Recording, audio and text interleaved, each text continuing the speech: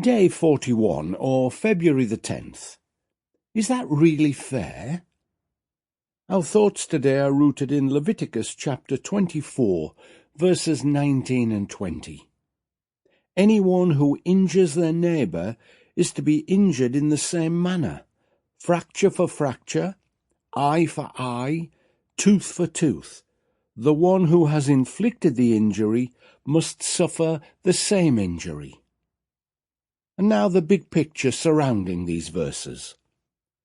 Leviticus contains so much detail about the offerings and feasts of the Jewish people that we must conclude that we have a fair God who wants us to know exactly what is expected of us.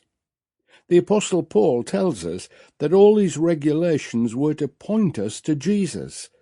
Galatians 3 verse 24 tells us, "The law was our guardian until Christ came.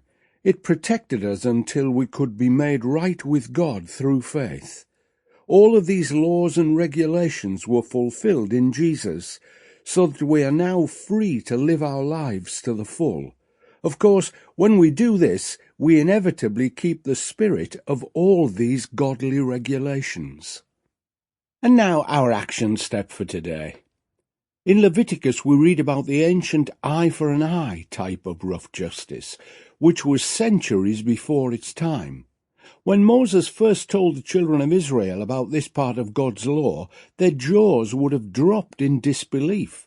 They were used to wiping out a whole family for a personal injury. In fact, you will find this sort of reaction in the Bible. Here we have a glimpse of the mercy-loving heart of God. The cynic amongst us may agree with the ancient rabbi who said, "That will simply produce a nation of blind people." I don't agree.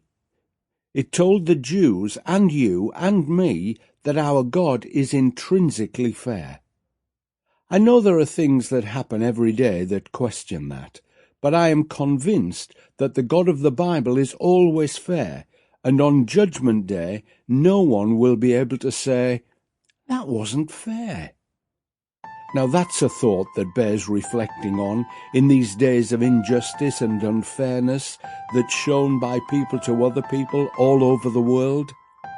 Our God's a fair God, and everyone will see it and experience it one day.